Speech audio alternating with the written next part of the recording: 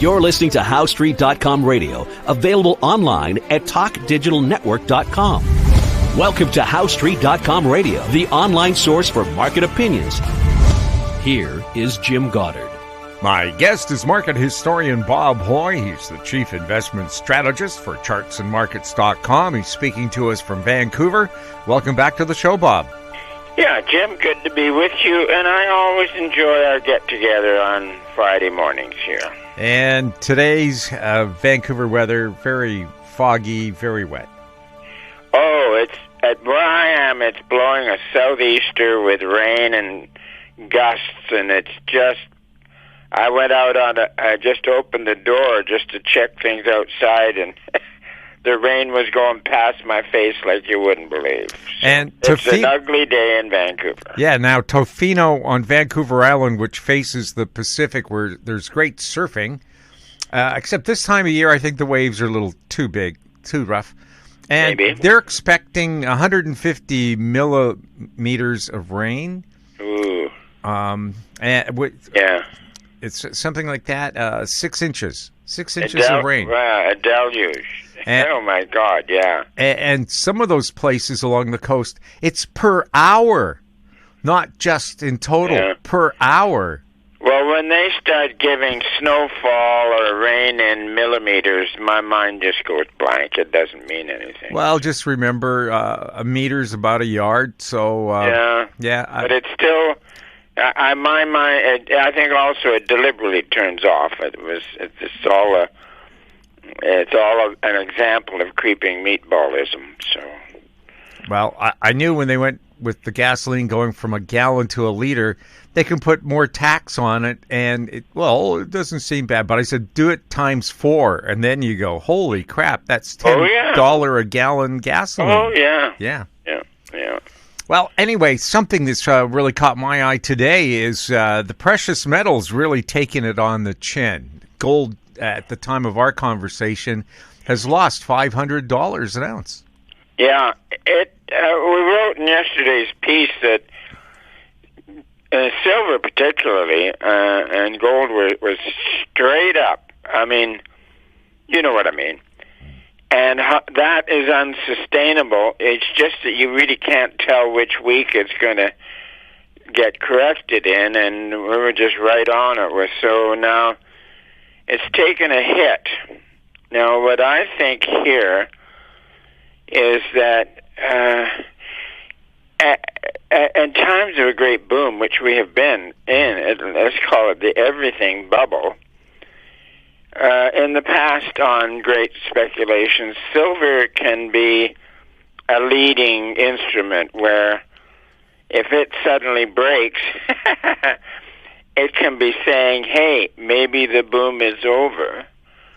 And then it's also important relative to gold, and that also has been... So silver is giving a warning on the bubble. And then also the other one we noted is the Treasury bill rate. 3 months. I'm using 3 months, or people can use 6 months. And it set a key high in May, June, and the T-bill rate has come down. And in 1929, the T-bill rate set a high, I think it was 5% in June of 1929. And then by the time you were in the worst part of the hit in July 1932, it was down to 0.08%. And that's what happens, is that short rates go up in a boom, and they go down in the bust. So this is where you've had a few months of Wall Street and Bay Street pundits going on that the central bankers are going to cut rates, and this is good for the boom, but it is diametrically opposite. And I'm going to repeat it. Short rates go up in a boom, and short rates go down in the bust. So we are now in a downtrend for T-bill rates, and that is suggesting disaster. So those two items, silver and short rates, are suggesting that the everything bubble has come to an end, and it'll take a bit of work yet, but it sure looks the straight up and then the hard hit is outstanding. So yeah. Now, President Trump is expected to nominate Kevin Warsh as the next head of the Fed. Do we know anything about Kevin Warsh? Well, the headlines are saying that he's a really good guy and he's suitable for the job. He's the right one. And it doesn't matter who you have at the Fed.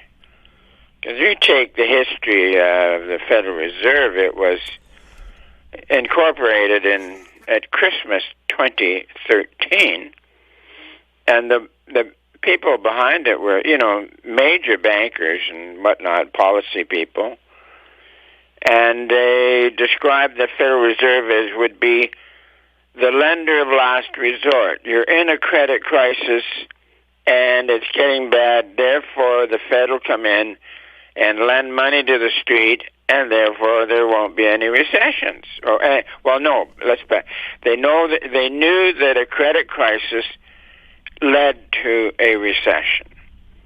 So the Federal Reserve, as lender of last resort, would prevent the credit crisis, and therefore there would be no more recessions. And there's been 18 cyclical recessions since then, and one Great Depression. So how about that? Now, in most disciplines, all you need is one failure to discard the theory. This one has had 18 failures. And but the whole of the financial and academic world needs the crutch of a central banker who has imaginary skills and abilities, and these guys are well, you get what you go. A great speculation will always be followed by a crash. So then, at the height of the boom, nothing can go wrong because the Fed is there to make sure that nothing goes wrong. And then you get the crash, which is usually in the fall. And then the Fed will say, if we hadn't have acted, the crisis would have gone on forever. So, I mean, the system is totally about mad and confused about. Mad is not angry. It means the madness of mind about central banking. It's bloody hopeless. And yet, Wall Street, academics, and financiers and everything else, they all need the crutch of a central bank. Now, in the United States in the 1800s, there was a central bank was formed, and it was more or less identified as such. Now, there were still remnants of memories about that disaster. So this is why the Federal Reserve was not called a central bank, because it had such a bad name. So it was called the Federal Reserve System. I mean, really. And as I say, recessions were impossible, and we've had 18, and number 19 is on the horizon. Now, wasn't the Federal Reserve also designed to help prevent the collapse of banks? And yet in the U.S. every year, 4 or 5 banks collapse. No, it was meant to, as I said, to prevent a widespread collapse. So you fix one bank or fix this, and then you don't get a serious contraction. But as I said, 18 recessions says that the Federal Reserve System does not work. Now, when you said Kevin Warsh is a good guy, does that mean he's a pro, let's get interest rates as low as possible guy? All I read about him is that the street likes him, and then I thought, okay, they like him, fine, but he will be no better or worse than any other central banker. First of all, you take a chart of T-bill rates since 1914, and you take a chart of the Fed funds rate and the changes in market rates shown by the T-bill leads the changes by the administered rate. So it is flagrant nonsense. We'll take a look at some of the headlines that caught Bob's eye right after this. Don't miss out. Stay informed. Receive the HowStreet.com weekly recap with thought-provoking podcasts, radio, and articles delivered to your inbox. Sign up for the HowStreet.com weekly recap on our homepage at HowStreet.com. Welcome back. We're speaking with Bob Hoye. Bob, the first headline that caught my eye was the Canadian Revenue Agency, our tax collectors, has fired 103 employees over misconduct and the illegal claiming of CERB, the emergency benefit given to people during the COVID epidemic. I think it was $5,000 or something like that. The majority of that 103 had illegally claimed it while they were still employed. It was supposed to be a one-time top-up for unemployed people. Yeah. How many people do you think did that? Well, it's hard to say, but at least they're nailing some of them, and that it goes forward suggests that Ottawa could be becoming a little more self-critical, because in previous ages, something like this would have been buried forever. It wouldn't get out. So collecting illegal COVID benefits.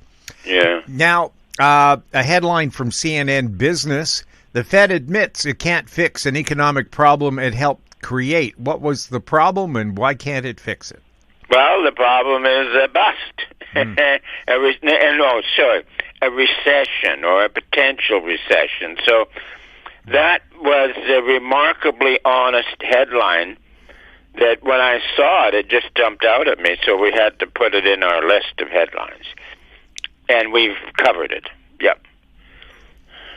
Our next headline of interest: another day, another high. Gold surges past $5,100 as investors seek shelter from global risks. But as we saw today, a $500 drop in the price of gold, and silver took a huge shot as well. Yeah, well, it just got stretched to the limit. But I was going through some old papers the other day, and I've got it set here. I'm going to scan it. It was, it was back when gold was around $360. And the line was that, what do you call... No, it was less than that. Gold was more like 300. And my line was, what do you call $400 gold? And the answer was a start. And now we're up at $5,000 gold.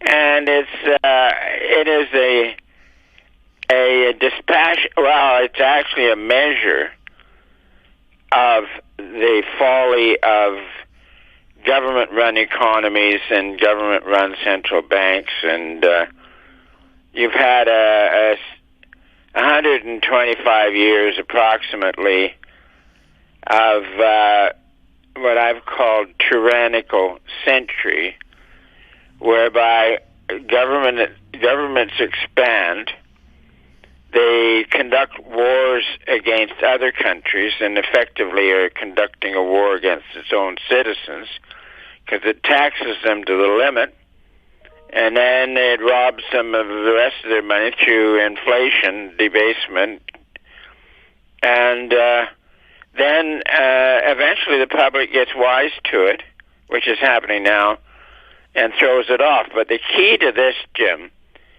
is a big burst of inflation. And we're getting some of that, but we're also, people are very well chuffed up about it. So I think we're clocking the end of a tyrannical century.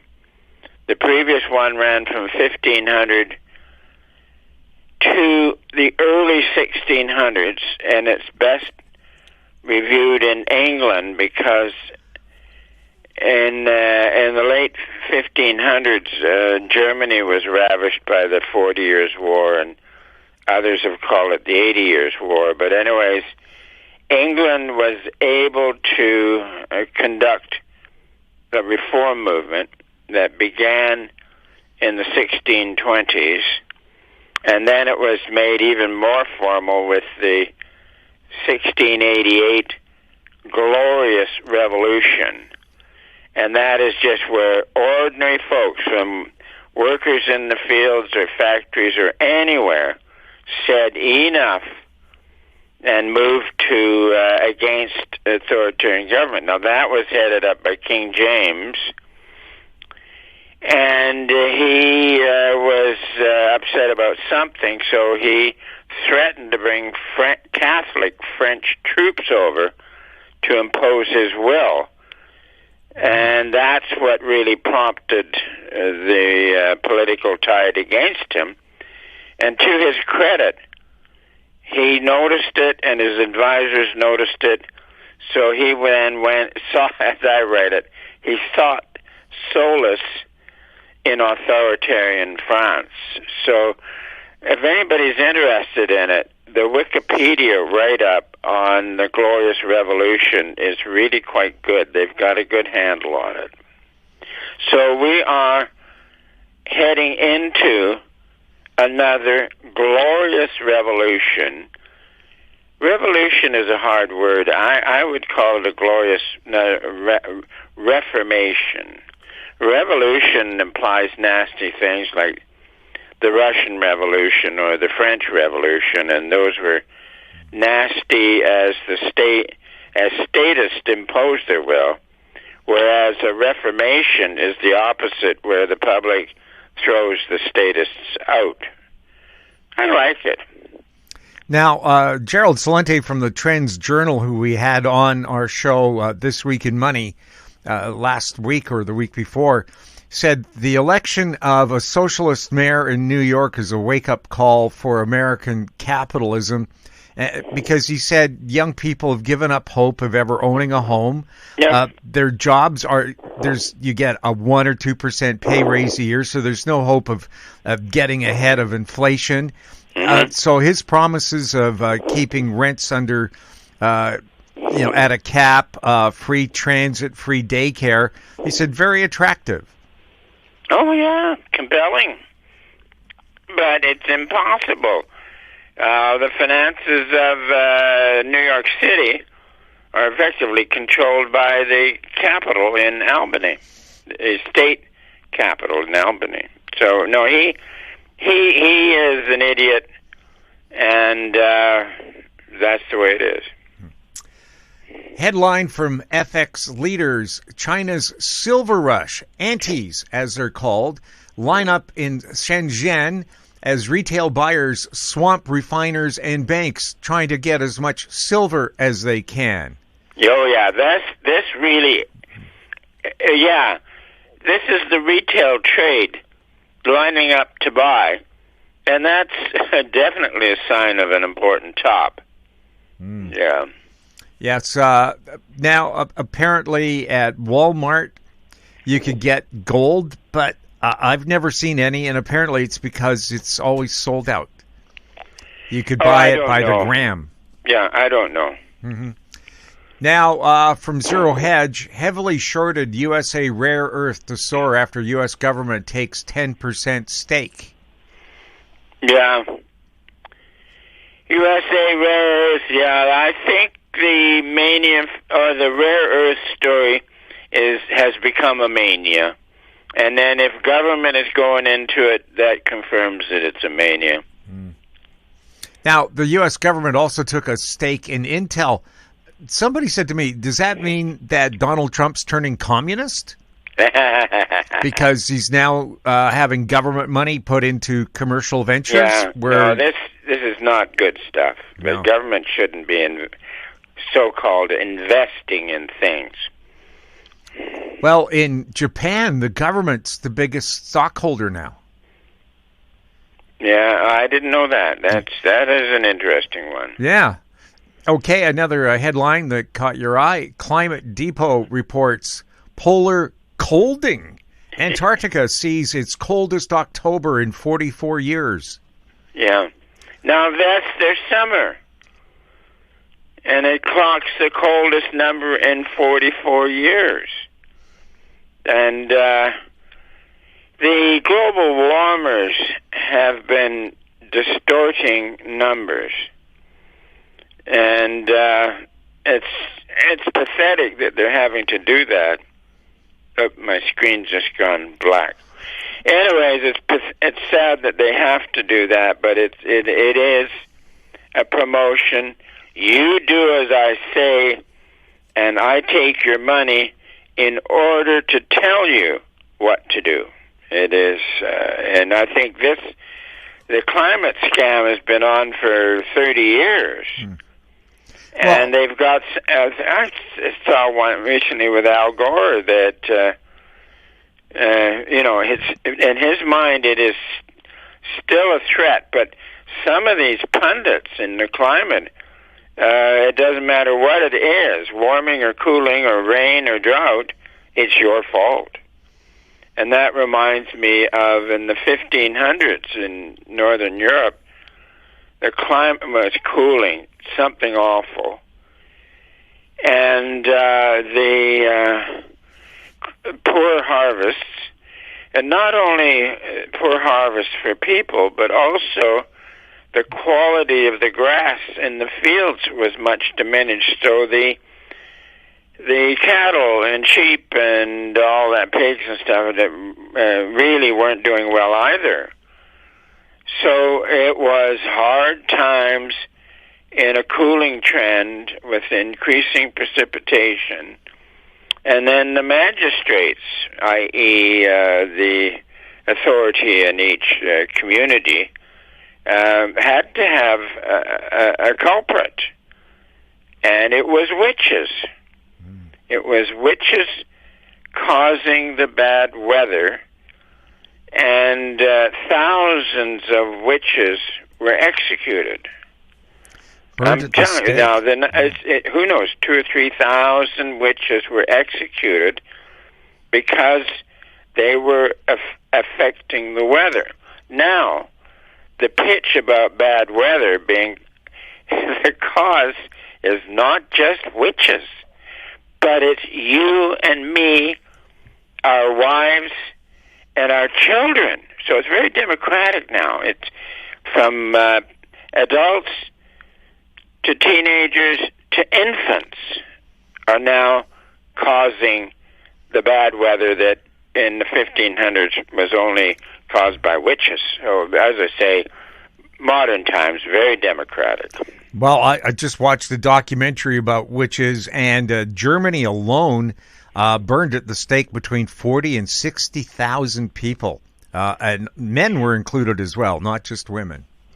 I didn't know the number was as high as that. I knew that there was a unrelenting movement, and thousands of women were executed. Now, a headline here that has to do with climate change as well. Al Gore wants to pay farmers to grow less food to fight climate change. Yeah, that was the headline that was floating around my mind. I double-checked that, and I found it in a couple of sources. And, to him, growing less, saving the planet for... Now, here's what, Jim, where they're absolutely wrong. You take almost a billion years of history with life on Earth, and it always does better in a warming trend. And I think it was about 500 million years ago when the planet went into planet ice ball, or maybe it was just one huge slush ball, and everything was covered with ice. And then, let's just go back to the extent of the last ice age, and the ice got down as far south as where Chicago is now. The ice is there, lifted up, and what kind of life forms you're going to get under a glacier? Pretty grim. So the astonishing thing is that they were able to twist a beneficial warming to a threat to life on Earth. It is amazing. Yeah. Headline here from Zero Hedge: Amazon cuts 16,000 jobs as tech layoffs accelerate in 2026. Yeah. Then also we're getting in California with a very woke, intrusive governor there. And over the last number of months, originally the Los Angeles basin and offshore there was very productive in crude oil. So there's been production there for well over 100 years, and with refineries. And the refiners were keeping them up to date on pollution and all that sort of stuff. But then the governor of California is so woke, and he's making all the rules and regulations such that they can't operate. So they're just shutting down their refineries and moving out. And they're having to pipeline gasoline in from Nevada or somewhere, and then the people in Nevada don't like this, because I think I saw one quote where gasoline in California got up to $10 a gallon. So at any rate, this woke idiot is so discouraging to ordinary businesses that they're leaving. And worse, the guy just doesn't understand it. So it's going to take a tremendous hit to the California economy before the electorate gets onto it and votes in a practical governor. I think it'll happen.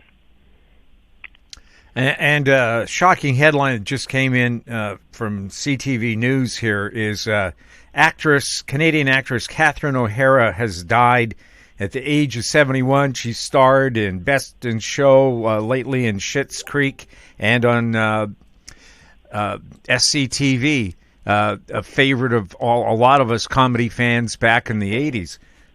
So condolences to her friends, families, and her fans. And now, Bob, you had an interesting tale about exploration for us.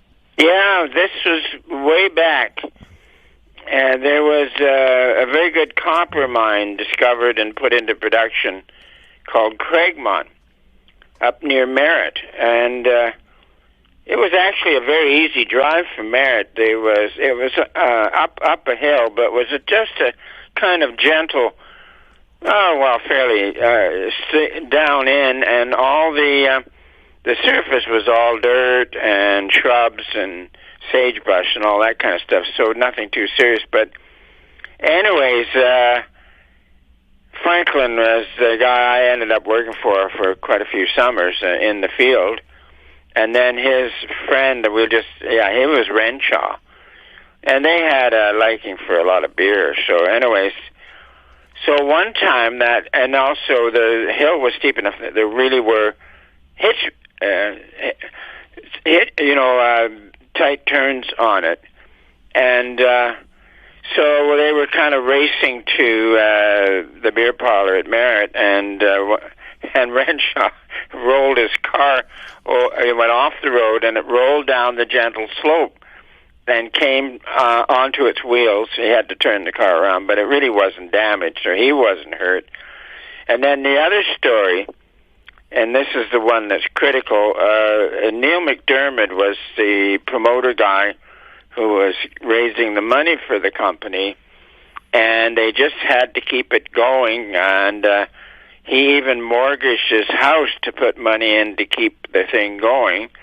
And Franklin knew that they were out of money, so he and Renshaw went down to the pub in Merritt, and he told the driller, now stop drilling at this depth because we're out of money.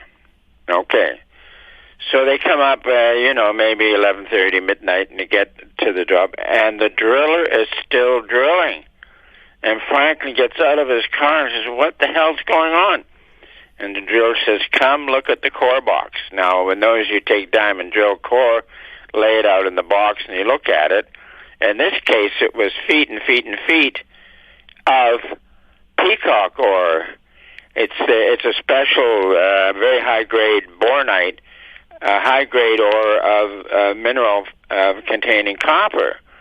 So that was the discovery hole, and it was the driller had enough sense that he could see. He knew that was good stuff, and then he just kept drilling.